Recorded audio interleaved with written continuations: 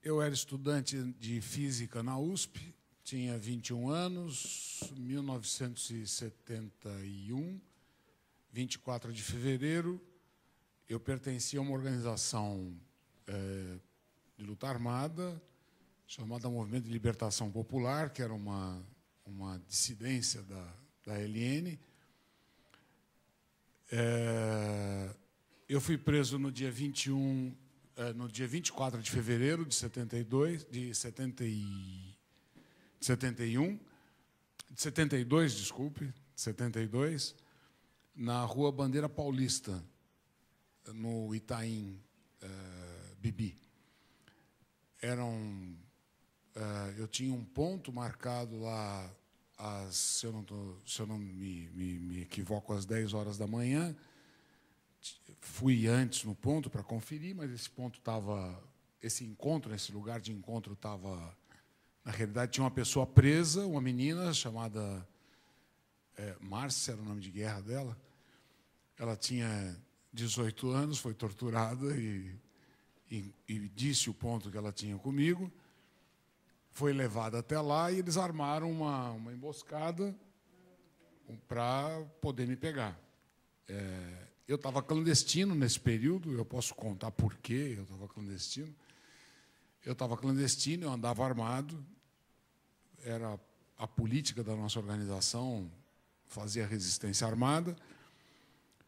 E, nesse dia, às 10 horas, eu fui encontrar com ela no ponto e, no momento do encontro, quando eu a vi, era uma emboscada, havia lá um grupo do ICOD me aguardando, disfarçados, evidentemente, e um deles me metralhou com uma arma, uma Parabellum, uma arma de semiautomática, e eu fui atingido com 5 tiros.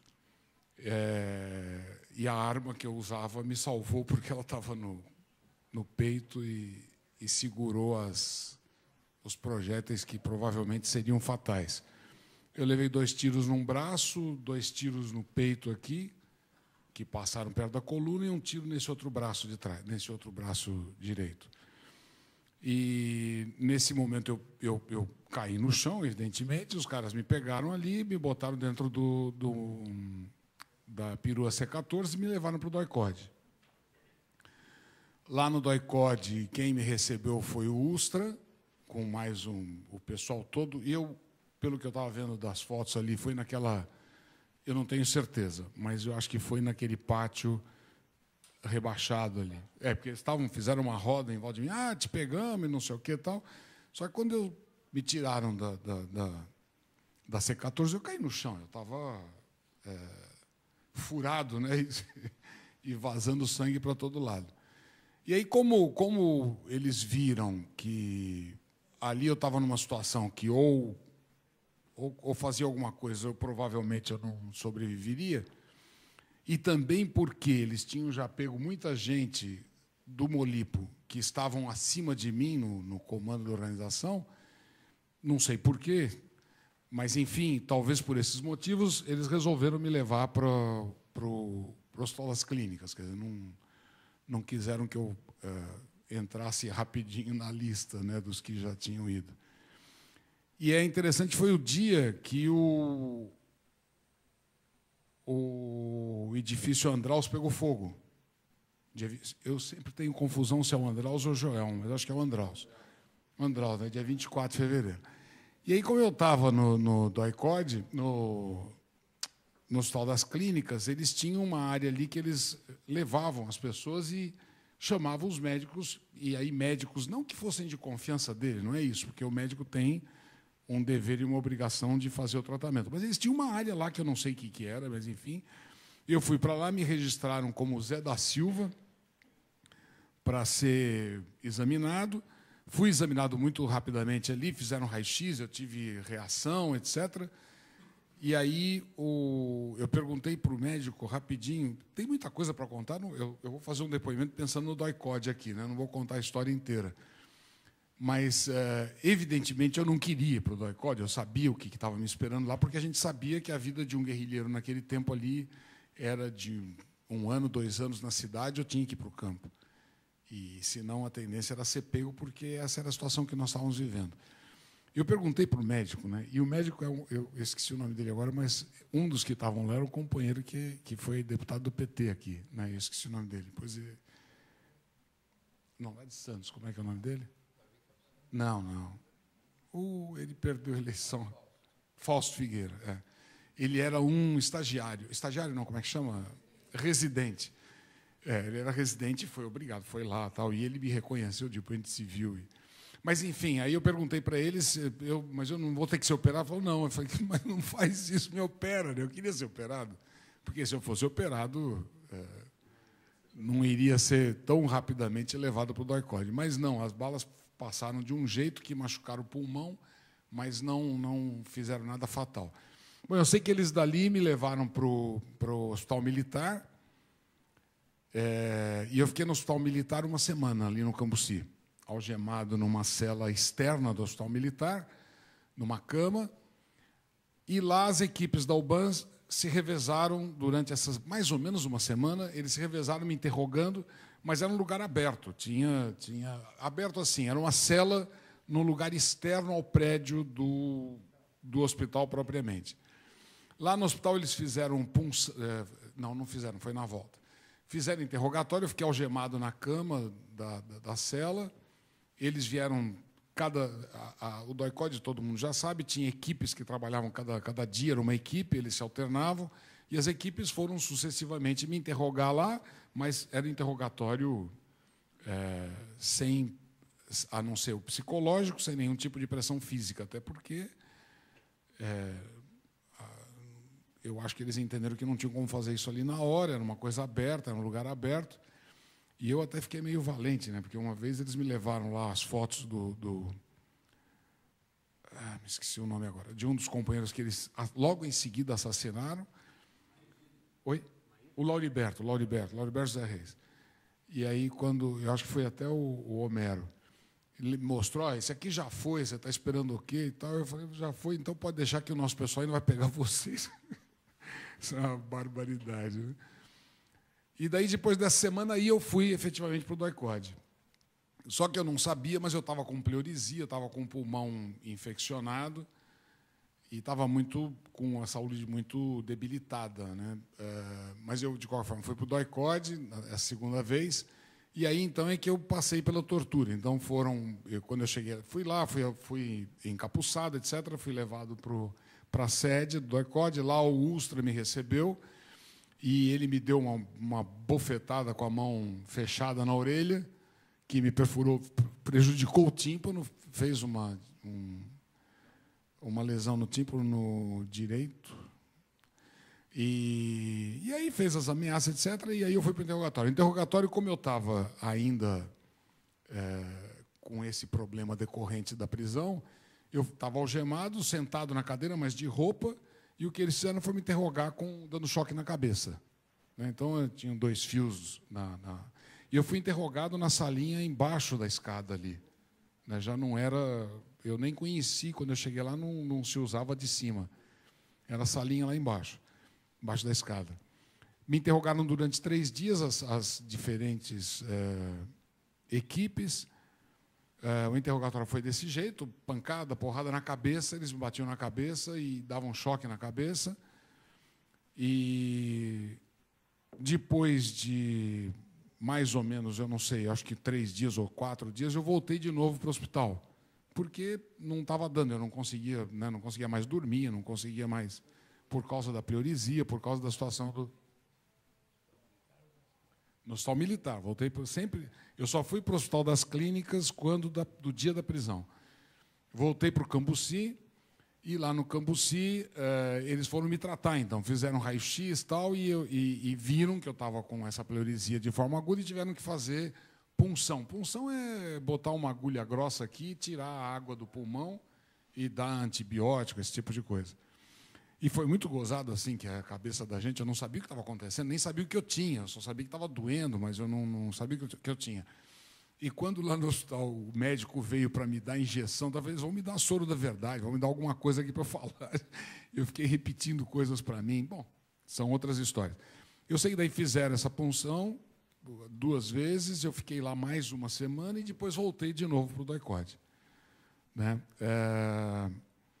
Nessa volta para o DOI-CODE, continuou os interrogatórios, mas aí já sem a pressão inicial. Não estava, já era um interrogatório ameaçador, mas já não com a violência física que houve no início. Quanto tempo você ficou lá no X2, né? Que você ficou? Nós ficamos no X2, X3, nós Não, passamos por tudo ali. Quanto tempo você ficou por causa dessa pleuresia? Você ficou... Quando eu fui preso, fui para o DOI-CODE, eles me receberam, me levaram para as clínicas. Das clínicas, eu fui no mesmo dia, à tarde, eu já estava no Hospital Militar. No Militar, eu fiquei mais ou menos uma semana, numa celinha externa. Depois disso, eu voltei para o DOI-CODE, voltei, inclusive, na mesma condução que o Damião, de Lima Trindade. Voltamos na mesma C14. Aí eu fiquei aí é que eu fui interrogado. Então foi nessa a segunda ida para o DOI-CODE que eu fui interrogado, e aí com violência, tal, e fiquei então lá por mais ou menos mais uma semana, que foi o tempo desse interrogatório, mais alguns dias. Eu não me lembro em qual cela que eu fiquei, mas era nas celas lá dentro do próprio DOI-CODE. E depois disso, devido à gravidade, eu imagino, eles me mandaram de novo para o Hospital Militar. Eu fiquei alguma coisa em torno de uma semana de recuperação. Aí eu já não fiquei algemado, fiquei junto com o Munir Tarran Saari, que foi um cara que fez um monte de coisa errada, mas, enfim, fiquei com ele na mesma celinha lá na aclimação, no Cambuci, no Hospital Militar. Aí nós voltamos de novo para o DOI-CODE, aí continuaram os interrogatórios. Eles me interrogaram na primeira vez no Cambuci, lá na própria cela, mas sem tortura física. Mas eu estava algemado, eu estava ferido com 5 tiros, eu estava algemado na cama. Né? Então, e eles fazendo ameaça psicológica. Voltando, então, nessa volta para o DOI-CODE, aí eu fiquei lá. Eu fiquei 9 meses no DOI-CODE. Né?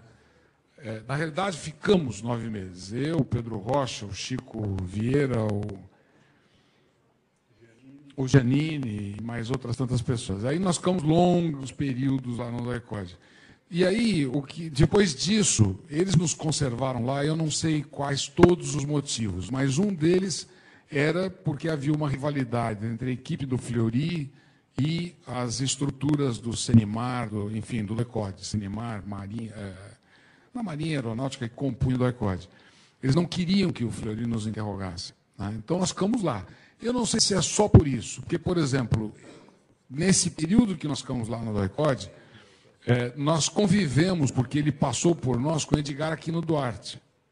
Né? O Edgar era um rapaz, ele trabalhava, se eu não estou errado, eu fiquei sabendo disso depois, evidentemente, ele trabalhava com imobiliária, corretor de imóveis, foi preso quando da prisão do Anselmo, que é o caso conhecido de todos, que se infiltrou e traiu todo mundo, enfim, história conhecida, tristemente conhecida.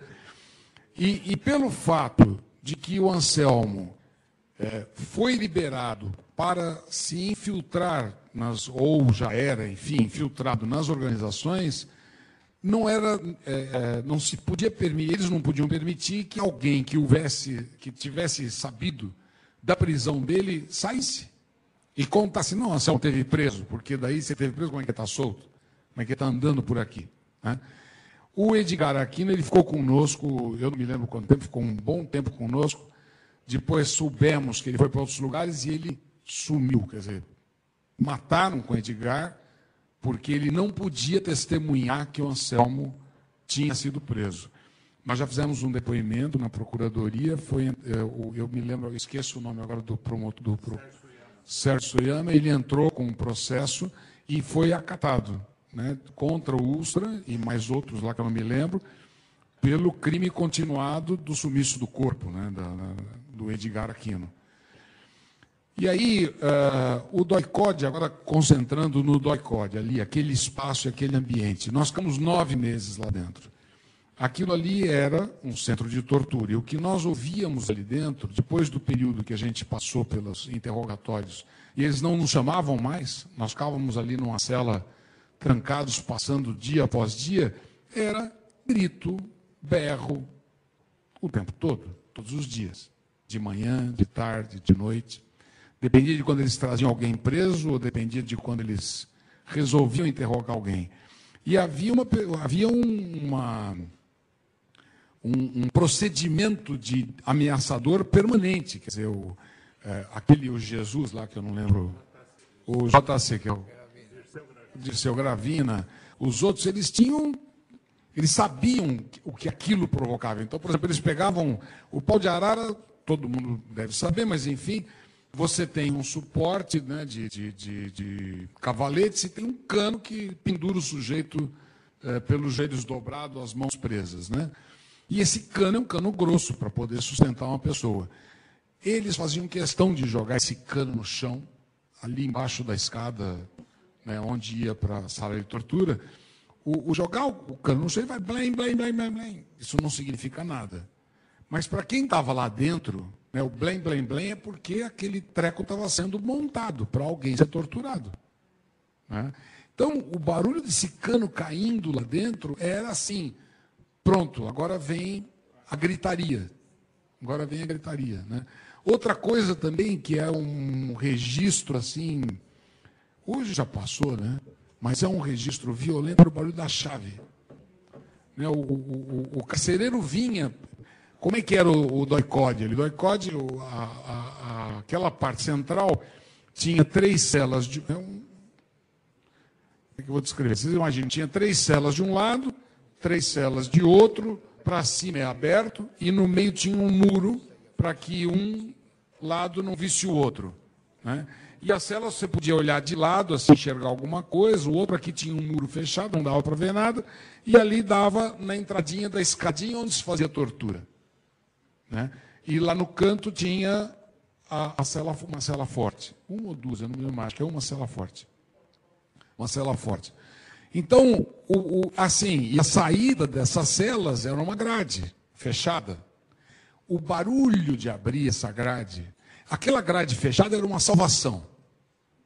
A grade fechada significava que ninguém ia sair dali de dentro. Ótimo, eu não quero nem sair daqui. Porque sair daqui era ir para a sala de tortura. Então, o barulho do carcereiro batendo as chaves que ele vinha abrir, quem é que ele ia abrir? Qual é a cela que ele vai abrir? Quem que ele vai levar agora? E a tortura, isso é importante dizer, não diz respeito ao doicode em si, mas acho que é preciso ser dito. O problema da tortura não é o momento da tortura. Não é quando você está quente, você foi preso. É aquilo que a Rosalina contou, que ela, aliás, contou tristemente, mas contou muito bem. É você saber que você vai ser torturado. É você esperar pela tortura de novo. Esse é a essência do processo de derrubar o resistente. É derrubar por quê? Porque, você não vai contar, você vai ser torturado. Quando, eu vou fazer uma quebra e ir lá para frente, 6 meses depois que eu estava lá já no doicode, já não me chamavam mais, eles resolveram me chamar de novo. Eu não sabia, mas é porque nós íamos ser levados para o Fleury e para esse que morreu, o senador Romeu Tuma, né? Eles nos receberam e nos interrogaram, e como nós íamos ser levados para lá, eles resolveram dar mais uma apertada para ter certeza que não havia nada mais a ser tirado. Então, já há 6 meses, que ninguém mais me chamava. Ninguém chamava, nem eu, nem Pedro Rocha, nem mais ninguém, só que nós estávamos lá dentro, né? E aí, eles me chamam um dia, eu não me lembro qual equipe, me chamaram lá para dentro, eu falei, meu Deus, né? A nossa cela não abria mais. Abria para chegar gente. Abria para sair gente que às vezes colocavam do nosso lado lá. Me chamaram de novo lá, eu fui lá e falaram assim, não, porque nós estamos sabendo que, bem de manhã, bem cedinho, estamos sabendo que você não contou tal coisa, fulano veio aqui, não sei o quê, você vai se arrebentar na nossa mão, blá, blá, blá, leva esse cara, não sei o quê, e me botaram na cela forte. Nós vamos te chamar à noite. Eles me botaram na cela forte, vão te chamar à noite, que é o quê? Você passar o dia esperando a tortura. Aí você vai criando um mecanismo, né? Eu deitei no fundo da cela e dormi até a hora que quiseram me chamar. Apaguei. São mecanismos de defesa, né? Mas por que eu estou contando isso? Para tentar dizer para vocês o que significava lá dentro do doicode abrir a chave, abrir a porta, bater a chave, derrubar o cano no chão e, por fim, as gritarias dos companheiros que estavam sendo torturados. Parte da tortura, com certeza. Você saber qual é a lógica de quem vai lá para dentro. Quem ia, né? Quem ia lá para dentro. Qual era a lógica disso? Diz assim, aqui nós temos o poder sobre a tua vida. E é isso, eles faziam questão de dizer, aqui nós temos poder sobre a tua vida, que ninguém sabe que você está aqui, ninguém vai saber que você esteve aqui você é nosso, nós fazemos de você o que a gente quiser. A lógica era essa, e assim que eles procediam. Como é que funcionava o doicode? Eles tinham um mecanismo de operação lá dentro, que era o interrogatório lá embaixo, e as equipes de inteligência, eles chamavam, que ficavam em cima naquela descrição que o Ivan fez. Em cima ficava um pessoal burocrata, né, que analisava os depoimentos escritos que eles tomavam na tortura ou pós-tortura nas salas de baixo, né? E a técnica era sempre essa, era muita porrada, muita ameaça, até tornar as pessoas, debilitar psicologicamente a pessoa, para daí, então, procurar obter as informações, relatar as informações, e, muitas vezes, eles chamavam a gente para interrogatório munidos das recomendações das equipes como eles chamavam, de inteligência. Então, eles cruzavam informação, fulano disse isso, ciclano disse aquilo, etc., etc., tem mais tais e tais dados, chama esse cara e pergunta tal coisa. Esse era o funcionamento lá interno do doicode. Nós comíamos dizia o Ustra que a gente comia comida dos oficiais, né? De fato, a comida que vinha era uma comida normal, não era uma comida. Não, é porque quando eu fui para o DOPS, eu comi feijão azedo. Então, lá não veio com feijão azedo nenhuma vez. Mas, assim, o Ustra não foi uma única vez. Ele desfilou na nossa frente lá dentro, fardado, acompanhado de oficiais, eu não sabia reconhecer patente, mas não eram oficiais menores. Ele veio uma vez, saiu pelo menos uma vez, eu me lembro muito bem, o Ustra passeou pelas celas, mostrando os troféus para oficiais como é que se diz? De alta patente. Não é? E, inclusive, você via que eram homens de idade, não eram jovens. E que um lá falou, esse aqui é o Arthur, é o Betão, que nós prendemos no Moinho, esse aqui é fulano de tal, esse aqui é cicrano. Ou seja, isso é importante dizer, esses caras lá no doicode, esses caras receberam informações das nossas prisões, e quando eles foram lá no doicode para nos ver, eles estavam dizendo assim, olha, sabe aquele cara que você leu ali? É esse aqui. Sabe aquele lá? É esse aqui. Quer dizer, então, essa relação existia de conhecimento. O Ustra, lá dentro do doicode, comandava aquela história toda, desempenhava o papel do bonzinho. A Jane, por exemplo, que teve lá, eu não lembro o nome verdadeiro dela, ela levou um tiro na cabeça e ficou semi-paralisada de um lado.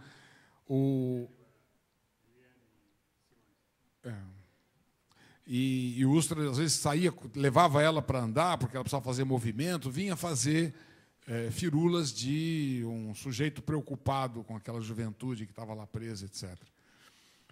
Mas, enfim, você tinha dias, né, desses 9 meses, nós tínhamos dias de alguma calmaria, quando os interrogatórios eram só berreiro, eu digo dos interrogadores, que você percebia que não estava gente sendo fisicamente torturada, e os dias que chegava gente ali que você percebia que tinha acontecido uma tragédia, porque era uma zoeira total, uma zorra total, era uma barulheira, gritaria. E aí eles não deixavam ninguém circular, que eles não queriam, evidentemente, que a gente visse o que estava acontecendo lá para dentro. Eu não sei o que eu posso mais colocar ainda sobre especificamente lá, Mas depois do DOI-CODE, isso é importante dizer, eu saí de lá do DOI-CODE e fui para o Tiradentes. Eu fui preso em fevereiro, fiquei esse período no Cambuci, voltei, fiquei lá no DOI-CODE os 9 meses, em novembro eu saí, me tiraram de lá e me levaram para o Tiradentes, onde o Martinelli me recebeu. A ida para o Tiradentes foi ir para a liberdade, né? Era ir para alegria, porque era uma cadeia onde estavam outros companheiros e que não tinha tortura. Então, aquilo ali foi uma festa. Mas o importante é dizer que eu fui chamado depois uma vez e uma segunda vez. Eu fui chamado uma vez para o DOI-CODE quando eu já estava com o meu processo judicial militar em andamento. Isso é muito importante. E aí eles não me colocaram nas celas lá de baixo. Por quê?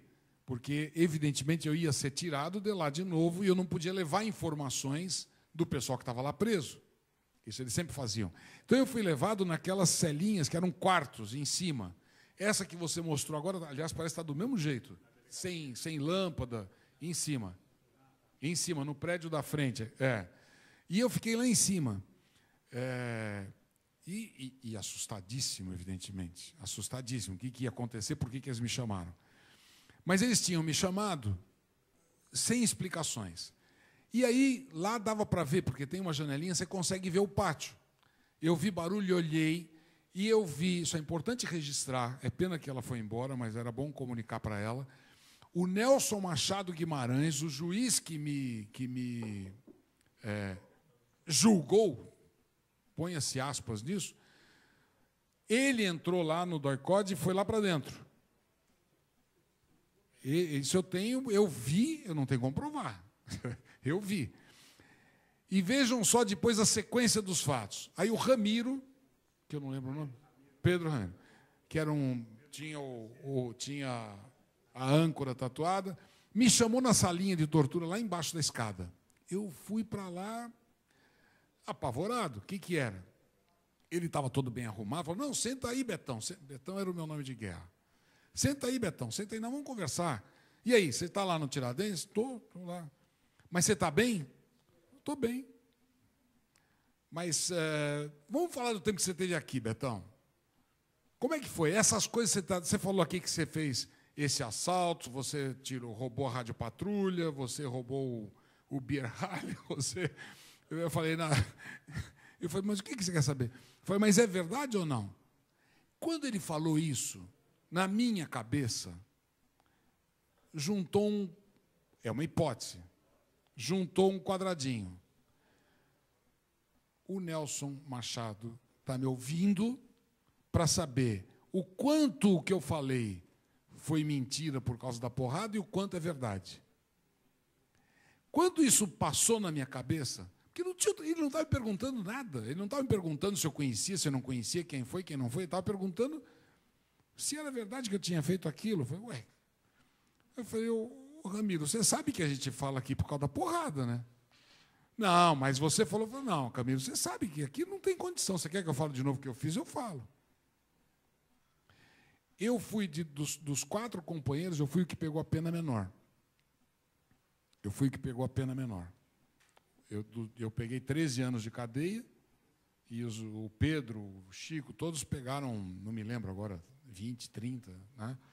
Eu peguei a menor pena. Então, eu acho que o Nelson Machado Guimarães foi lá para saber o quanto desse depoimento era efetivamente verdadeiro e o quanto ele tinha sido forçado. E ele saiu de lá com dúvida, talvez, porque eu me dei conta disso e fiz isso nessa hora. Então, acho que esse é um registro importante também para ser colocado. Voltei depois uma segunda vez, mas aí sim tinham preso o Gabriel Mendes, que daí ele acabou entregando o camponês lá, o Irineu. Aí voltei, aí eu fiquei um período grande nessa celinha lá em cima, vi as equipes saírem, foi quando mataram a Maria Augusta lá, e o Luiz e o Márcio Beck. E eu vi a movimentação deles e ficou comigo na cela do lado uma companheira, Adriano, que era da psicologia no nosso tempo. A gente militou junto na USP, né? Ele na geologia, eu na física, a gente fez coisa junto. Não, era a loira da psicologia. A Lilian. A Lilian foi presa, ela ficou do meu lado num quarto, que era uma cela do lado, e eu aqui. Eu abri a tampa da tomada e conversei com ela por ali, né? Ela estava chegando naquele momento, tal, e a gente conversou um pouco por ali. Mas, enfim, eu só estou relatando essas coisas porque eu acho que é importante mostrar a lógica com que eles operavam o espaço do DOI-CODE. Lá embaixo era tortura, lá embaixo era... no meu período, né, nesses 9 meses foi assim, e a parte de cima eles usavam como uma reserva ali para levar pessoas que não soubessem quem estava lá para que isso não fosse informado fora. Né? Depois, quando eu fui ser julgado, eu entreguei uma carta, mas a carta não era denúncia, era uma carta política defendendo, né, o Idibal. Nessa época nos acompanhou, nos ajudava muito, né? Falando as razões da prisão, as razões da luta, etc. Mas, assim, posso até me recordar de mais coisas, mas como, digamos, ficha técnica... Acho que não está ligado. Arthur, fala uma coisa. Vocês ficaram 9 meses lá na cela. Pelo menos o que tem de registro é que vocês ficaram lá no X2. Tinha a cela das... O que é? O Ivan está se lembrando. O Ivan passou por lá também, eu não me lembro por quanto tempo, ficou conosco na mesma cela. Né?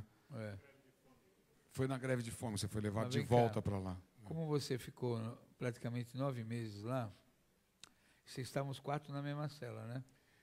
Depois do período inicial do interrogatório e tal, ficamos os 4 na mesma cela. E foi. Mas tem uma história que conta, uma história de cadeia, que vocês fizeram montaram uma paisagem para poder ver o verde, a lua. Como é que é essa história? Dá para contar? O que havia não tinha muita coisa ali. Nós fazíamos muita coisa para sobreviver àquela situação, né? As famílias, e quando nós ficamos esse período lá, eles permitiram que as nossas famílias levassem coisa para a gente. Isso é uma situação diferenciada dos outros. Por isso também a gente ficava isolado num xadrez ali para não ver e não ter informações sobre o que acontecia, né? E aí vinham coisas embrulhadas em jornal, jornais que vinham, o Edgar Aquino, esse que não tinha motivo nem para estar lá preso, coitado, né? Não que se justificasse a nossa prisão, mas a gente se envolveu com a resistência. O Edgar passava lendo, devorando aqueles jornais, assim, dia a dia, cada coisa, né? Havia registro de muita coisa. Dessa história de paisagem, eu não sei se foi lá conosco, eu não me recordo especificamente disso, mas a gente fazia muita coisa, a gente inventava coisas, a gente jogava xadrez sem tabuleiro. Jogava xadrez. O Ronald Rocha esteve lá conosco também, mas ele ficou numa cela separada. Ele é de Minas Gerais, foi preso pelo PCdoB. E eu jogava xadrez com ele numa cela e eu noutra aqui. A gente jogava memorizando as posições, até para tentar equacionar na cabeça como é que a gente defendia as coisas, como é que a gente defendia, se preservava, né? Se preservava. Agora, é muito difícil, eu não consigo, talvez até por um bloqueio... Cadê o Reinaldo? Ele já foi, eu acho. Um bloqueio psicológico, eu não consigo lembrar todas as coisas de todos os dias desses 9 meses. Né? Quando eu saí de lá e fui para o Tiradentes, eu me lembro com muita vivacidade, de ouvir choro no Tiradentes. Eu não sei se era criança, o que era, e aquilo, para mim, era eu queria saber o que era aquilo, por que eu estava ouvindo choro lá no Tiradentes. Porque choro era tortura. E eu me lembro disso, como eu ficava angustiado com qualquer grito, berro, para tentar limpar a memória dos 9 meses. Então, também há um processo, eu acho, eu nunca pensei nisso, eu não fiquei o resto do tempo revivendo aquilo ali. Eu procurei ir para frente. Enfim, fui fazer militância, participar de um monte de coisa tal para tocar a vida e lutar contra tudo isso, né? Então eu não tenho, eu às vezes converso com outros companheiros e eu não tenho todas as memórias, é impressionante, de todo aquele período, né? Detalhes, né, das coisas lá. Mas outro dia eu estava lembrando o André, ele esteve conosco, né? E eu não lembrava que o André esteve conosco no DOI-CODE. Eu não tinha esse registro, André Ota. Então, assim, evidentemente, a gente tem os registros das coisas mais fortes, né, das coisas mais violentas que aconteceram, né? Obrigado, André. Arthur. Eu queria... Conclui. Isso foi... Desculpem, isso foi o depoimento. Eu queria fazer só uma consideração, se vocês me permitirem. Eu acho que esse espaço do DOI-CODE precisa, de qualquer jeito, se tornar um museu, mas a lembrança de todos aqueles que foram assassinados lá dentro. Cada um. Eu acho que nós temos que botar ali, não sei de que forma, mas lá onde era, onde eram as celas, botar uma plaquinha com cada companheiro que foi assassinado para ter a memória deles e homenagem deles.